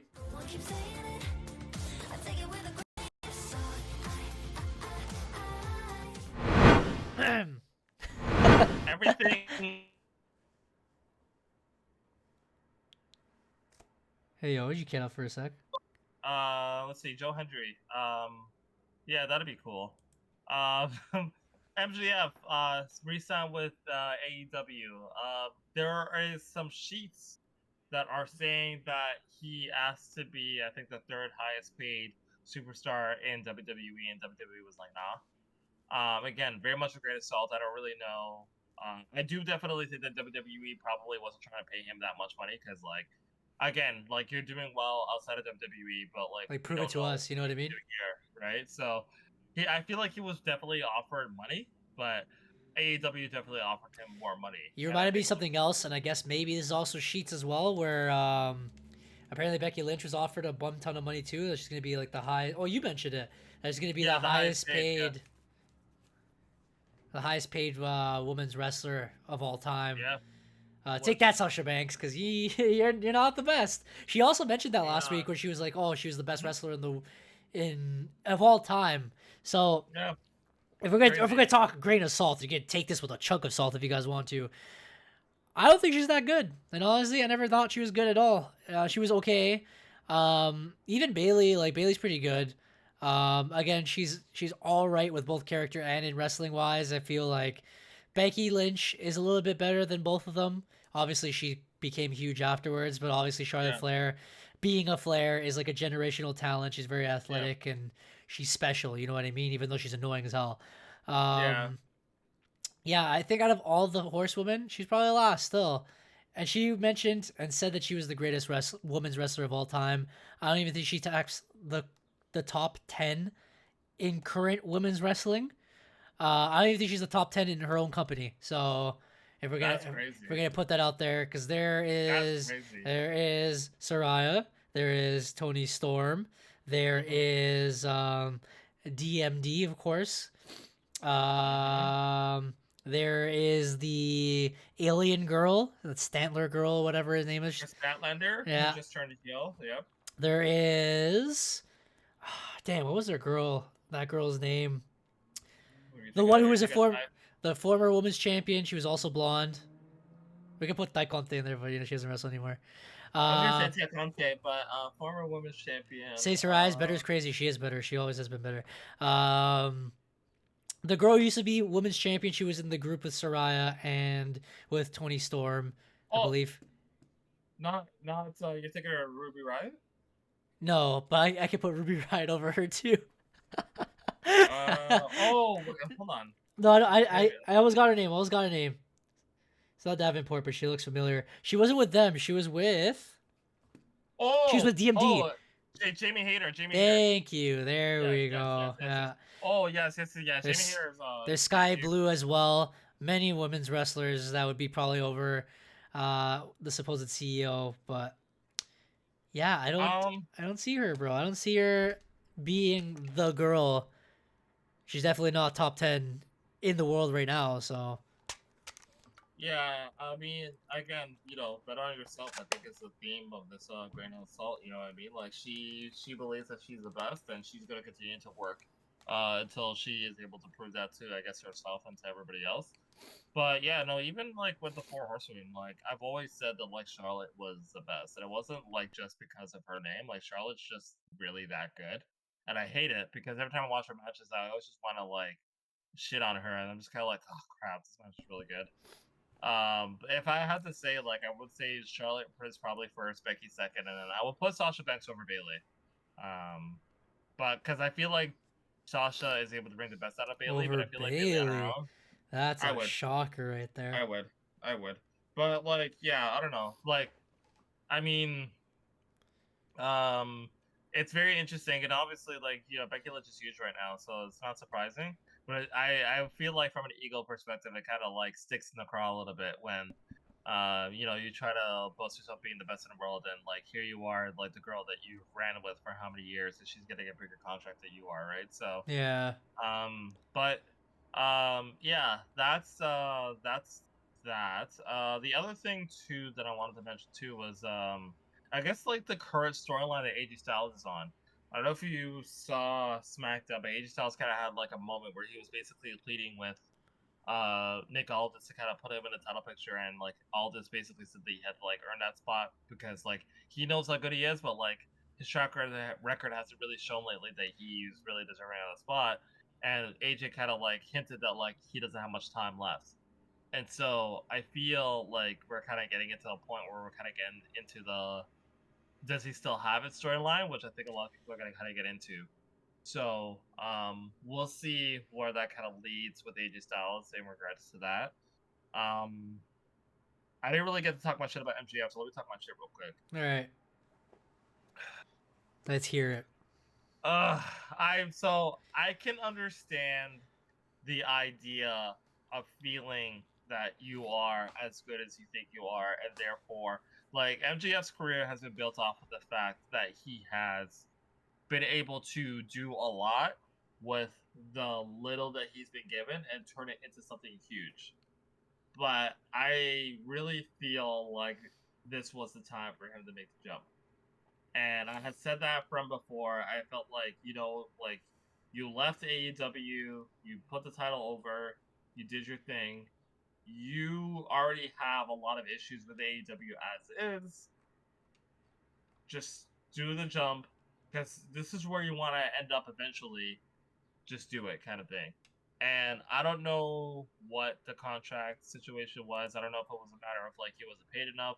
I don't know if it was just him more or less feeling, you know what, like I've been doing it this hard at this point. Let me keep doing it and let me make a name for myself outside of WWE. But I really wish he made that jump, and I'm kind of upset that he didn't.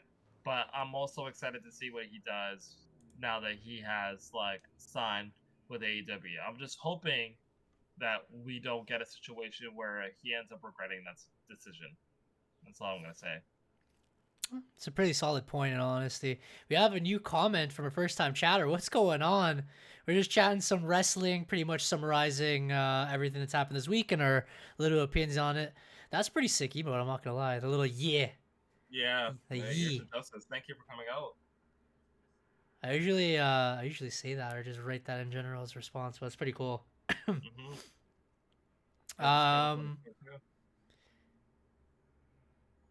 As we were saying, is there anything else that you want to get off your chest from wrestling, or should we go straight into our little fantasy draft of wrestling? Let's see. Liv Morgan could do no wrong. I think that's it. I think that's it for now. Okay. We'll see what the coming weeks come in regards to like how superstars are. But like, yeah, the MJF stuff really like rocked me because I was really kind of hoping that he wasn't going to do what he did, but he did it. But he did it anyway, so he did it. So all the power to MJF. I think he's a phenomenal superstar. I think he's going to do well. Yeah, I mean, I honestly feel like it was a decision of like he knows that he's like a big fish in a small pond, that he wants to be top guy, and he probably wouldn't be the top guy in WWE for a bit. So let's go on to fantasy. As you know, I already have it pulled up. Week. Do you want me to stream it to you here too, or see it on your screen? Yeah, stream it to me on Discord, and then I'll talk my ish real quick. I think that was the problem with this. It's closed. There we go. I think I'm about to close this. Oh, oops. Sorry guys, give me 1 second. I think I close it, then I open this again. Then I can share my screen. Share that, go live. Alright, perfect. Alright, so welcome to the EMFC WCWp fantasy thing that we have going on here. So we've been running this for a little bit of time. We restarted after WrestleMania, got new groups. As you can see, Eric, who is reigning defending from our first season. I'm still owed whatever, but whatever. We'll see what the winners get.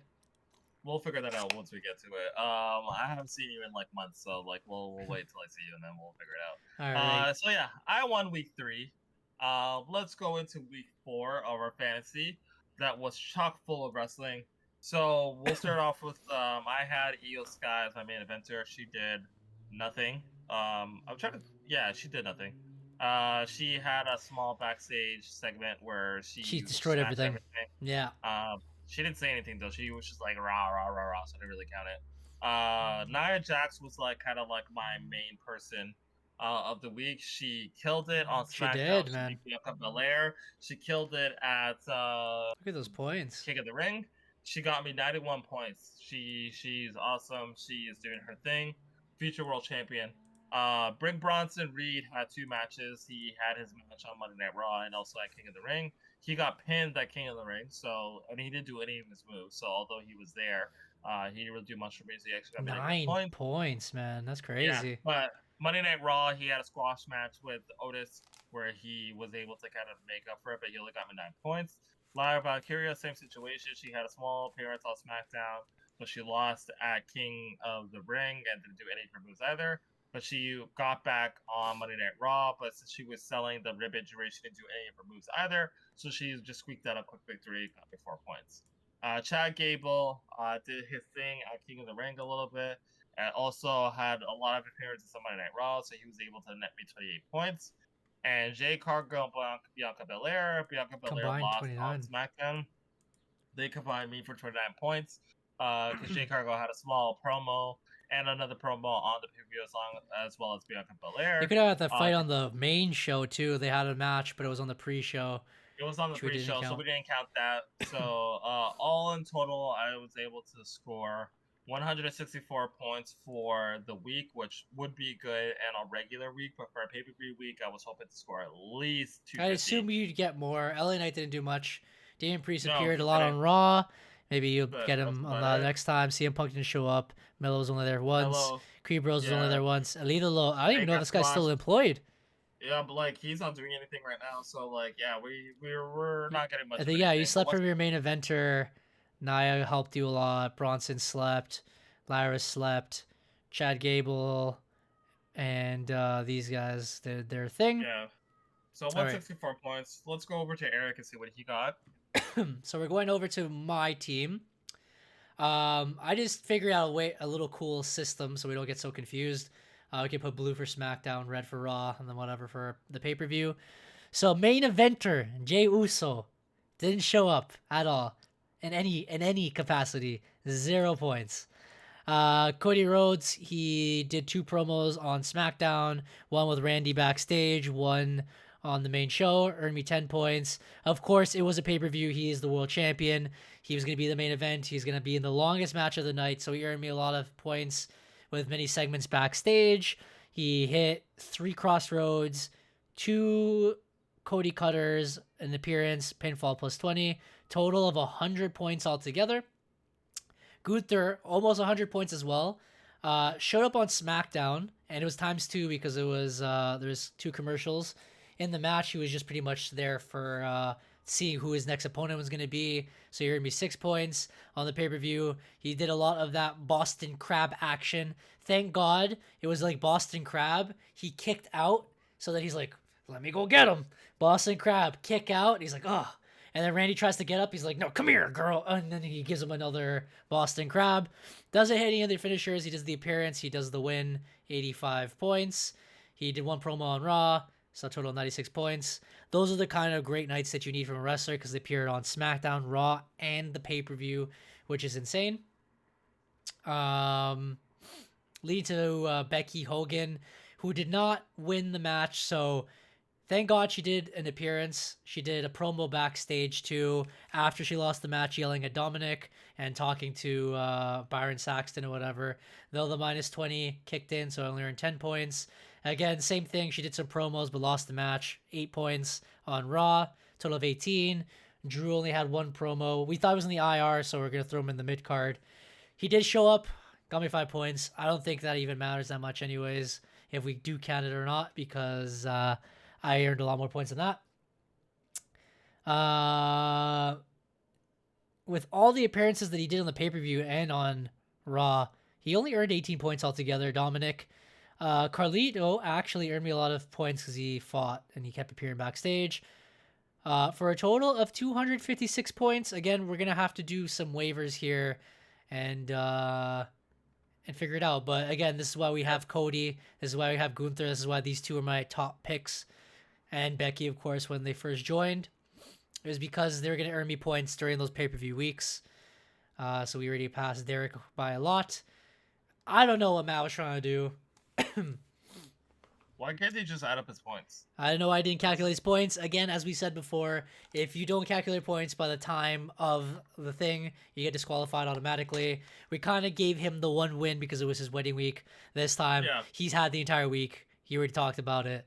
He's disqualified, but from what I see here, I don't think it's that many points regardless. I don't think he won, so we'll just give you the dub. Because these guys lost. Solo didn't fight. Bailey barely appeared. Liv did earn a lot of points, but she doesn't do a lot of finishers. Sammy lost. Actually, no. Sammy did appear a couple times. Randy did his thing. Braun showed up very little. Again, he didn't calculate it, so. No, and I'm pretty sure even like Liv, she got like more points on Raw than he calculated, but it's okay. You know, if you're lazy, we don't reward laziness in the WCWp. Oh, of course not, of course.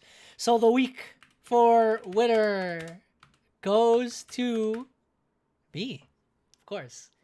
Yeah, that's unfortunate. I actually thought I was gonna lose this week, but Gunther and Cody carried. Thank God. We shall see for the next couple of weeks because I actually thought Derek was gonna come back this week. I think now, if we open our own like Instagram page there, obviously we share it both on EMFC and we share it on the new Wrestle Chat Wednesday Instagram when we do make it. I think we can start posting these winners every week, like a picture, like your week 3 winner of the fantasy, put it on a story, bang, this person won. I think it'd be pretty cool. There's something that came to my mind right now. Yeah, I'm down for it. But yeah, I assume you guys will probably come back because me and Sebo were looking at my team, and they're not it right now because now we're gonna have to choose the team of next week. Derek. Mm-hmm. I've already set my lineup, so Damian Priest is definitely in there because he has a match finally. So put Damian Priest in there. Whoa, I think 3 LA finishers. Knight... Oh my days. Oh no! It's just a choke slam at the Razor's Edge. It's just like he calls it himself. Oh, South of Heaven chokeslam. Yeah. I used to call it the Hispanic chokeslam. I remember. yeah. But that's the actual name. LA Knight with the Blood Force trauma. You think he's gonna fight this week, eh? I think he's gonna fight this week. I also think that Big Bronson Reed's just gonna have like a match just because. Oh, he always does. Always does. Lyra Valkyria. He's been promoted heavily. Has a match. Chad Gable, I think, is going to do his thing, and I think Jade Cargill, Bianca Belair, hopefully will do something. But I feel like Nia Jax is just going to have a promo. I don't think she's going to fight, so that's why I put her on the bench. Same with Io Sky. Might, but I don't know what she's doing. Same with Mello. I think I'm on the show. Mello, he might have something. He might not. The Creep Bros, I don't think they're going to start winning until they align themselves with Chad Gable, so I'm going to keep them on the bench for now. And El Idolo is gone until, whatever. Further notice. This is a pretty good lineup, actually. Like, solid overall, every single thing from main event to mid card. I think it's going to be heavily promoted. I think it's solid. I think these guys are going to do their thing. Very, very equal. We got the girls, we got the guys. I think it's going to be solid. Again, I don't think I'm going to do well the remaining couple of weeks until a pay-per-view week. I've been more of a pay-per-view week kind of guy. Jey Uso has been really the one who's been carrying me. We were going to remove Jey Uso because I don't think they're going to do anything this week with him if they didn't show up last week. Watch him show up. I know for sure Drew's going to show up. They need to heavily start promoting this new pay-per-view that they're going to be happening. So he usually does a glass cow kiss. Though I don't think he's going to attack. I think he's still a little bit injured. They're going to hold off for him for now. So Drew's going to be in there. Cody, of course, they always got to promote him. Gunther we're going to keep. Becky Lynch is no longer champion. Now that I think of it, we have to review the champions that we have on your teams. You have already just one? Oh, Damian Priest is a champion.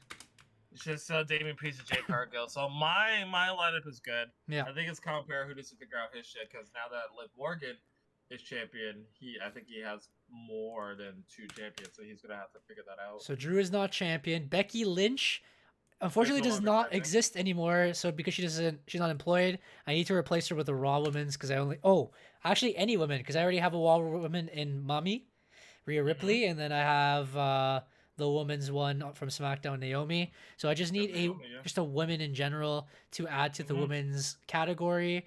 From a mid-card spot, I think that's where I'm going to start activating my waivers. I didn't know what I wanted to do, in all honesty, with my mid-card. Hey, I appreciate the little Discord call in there. If you guys want to go join us there. Again, we're always chatting. Sometimes we want to play like some local games. and then we Speaking create of a which, little let groups. me read Right now, the download. local game is multiverses. We're definitely gonna have to create a Yeah. whole little group for that. But I'm amped because like I was playing multiverses, but nobody was playing with me. So the fact that like Johnny, you're all like, oh you're no, on it, Johnny wanted to play. I love fighting games. Yeah. Sebo would probably want to run it. I know Matt would probably join us eventually too. I believe George would join us too. We talked about that as well. I have to set it up. I finally downloaded it on my PlayStation, so I guess we can end the podcast stream so I can post it on YouTube and then restart the stream, play multiverses, see if any of the lads want to join us. If any of what you guys want to join us, but yeah, we'll finish up the little podcast here. So yeah, I need somebody. In all honesty, Carlito's been appearing a lot. Carlito earned me a lot of points this week in the fantasy draft. I just don't know. It's funny, I can see the reflection in the mirror of the game. People to see my PS5 controller because I'm about that. I'm a PS5 fan, but I also have Xbox. Yeah, so I don't know who I want to add into my mid card spot. In all honesty, I was gonna drop Carlito. I'm not gonna lie. I was gonna add a tag team. I know AOP's fighting later this week. I think I'm just gonna keep the tag teams the same. I need a new mid carder. Who did I just cut from the mid card spot? Oh, it was Jay. Then who do I have to cut here? Shinsuke? Big Bob? Should I cut Big Bob? I don't know how long he's gonna be out for. Like his injury situation is kind of up and because I need a mid carder. Jay's a main eventer. Seth Rollins is a main eventer. Bobby Lashley kind of is not. I'm just gonna remove Shinsuke. I don't really need him right now. I think I'm going for my mid card. I think I'm gonna add someone who's got to be more consistent throughout the week, but I also have to decide the women's. So let's see WWE roster. I want to see what currently is being run. From the women's side, Alexa Bliss is still a... Alexa Bliss. She's coming back soon. I mean, Asuka's part of Raw. That reminds me, another great assault too. Someone had posted this very interesting tidbit. I don't know if it's gonna be legit or not, but one of the QR codes had led to this. So they're coming symbol. after a certain event. Yeah, it led to the symbol of this like I don't know if it's like a demon or a god or whatever, but like his holiday is supposed to fall on I think June. Let me look at. I think it was June 16th, if I'm not mistaken, which is Monday Night Raw. So people are speculating that they might make their debut on the Monday Night Raw. Interesting. If I could just pull up my calendar real quick. I don't know how to do it on my laptop. I'll just search it on the search bar. Bro, does everyone have like the women's? Because Matt has... Someone has Lyra. One of you guys have Lyra. I have Lyra. You have Nia Jax. Nikki Cross is a free agent. No way, that's everybody. Okay, still more. Thank God. I could choose Natalia. Piper Niven. I know Raquel Rodriguez is injured, so she's a free agent. Honestly, what woman is there to choose? Hey, X Premonitions, welcome in, bro. Appreciate the love, appreciate the hearts. Appreciate you stopping by as always. I know you're silently always there, and everyone who else just joined us in the chat too. Appreciate that too. Damn, that's literally all the women's roster. Do I really want to choose someone like Zoe Stark or? I Zoe Stark and Shayna Baszler are gonna have their time. I mean, I don't know how far it's gonna go, but they're definitely gonna. They appear every week, so maybe I can add one of those. Obviously, I need a woman. Oh, Meechin's in there, but there's no one else who gets showcased every week besides. There's Damage Control, but a lot of you guys already have most of them, no? I have. She's Kairi Sane, but she'll probably end up losing a match or something. Yeah, there's not that much Dakota Kai. I would put money because I think Shayna Baszler and Zoe Stark are supposed to have a match this week, and they're probably gonna win. So this was a fight for the women's tag team titles, and I don't think they're bidding. I don't think they're beating either. Bianca Belair, B-Fab. Like the only other woman I'm thinking of right now that usually wrestle is Piper Niven and Chelsea Green. Chelsea Green. So I think they're supposed to fight Bailey or something like that too. Well, yeah, Chelsea Green fought Bailey on Friday and she lost. Piper Niven's probably gonna have a match against her.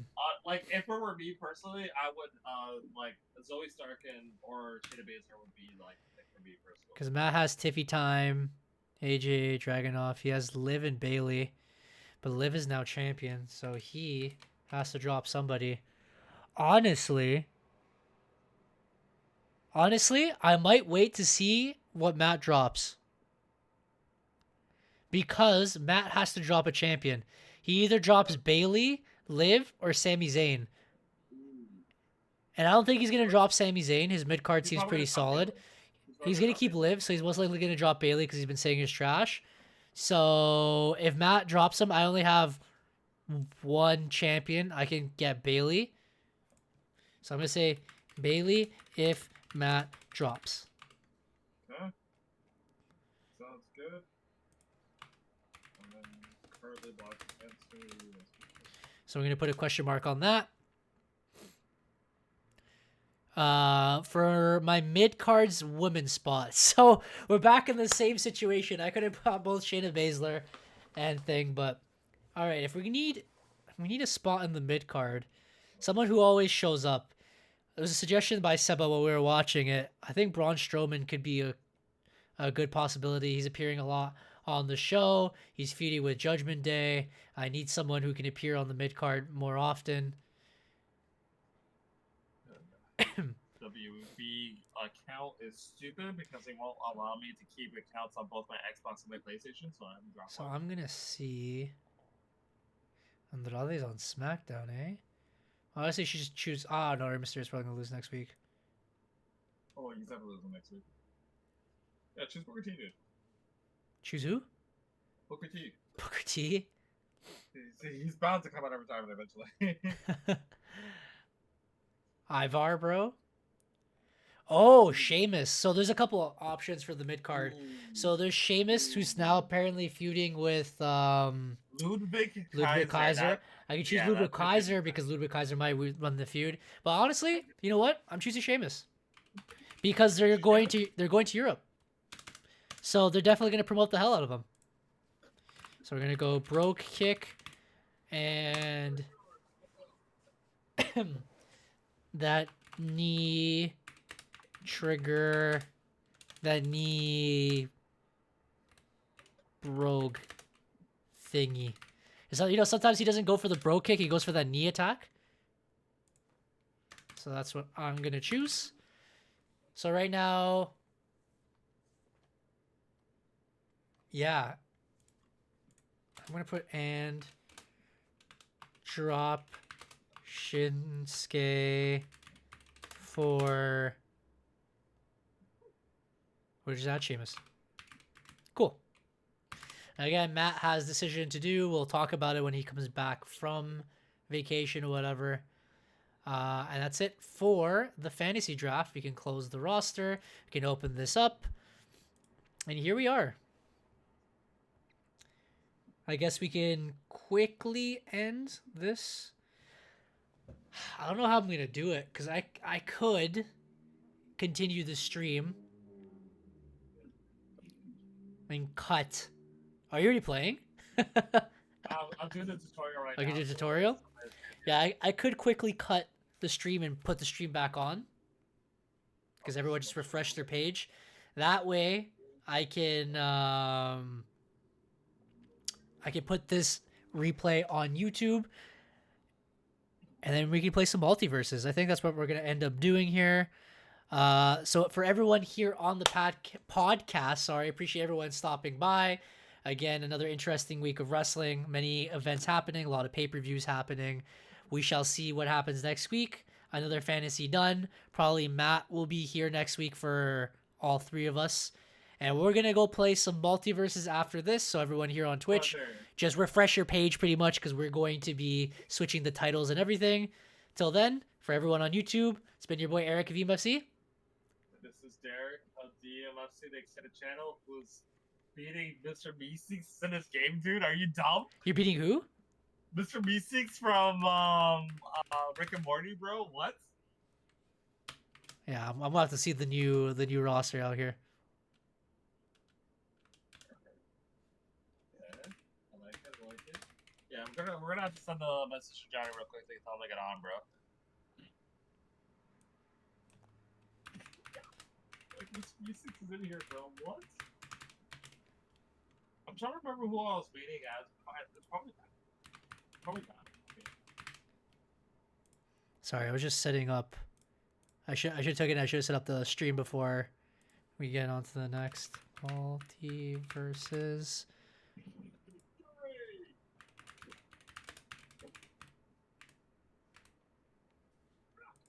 Well, let's see what characters are in here. Are we like closing the stream, or are we just gonna change the thing and just like? Oh, we're just changing it. So I'm gonna stop streaming and I'm gonna put the stream back up again.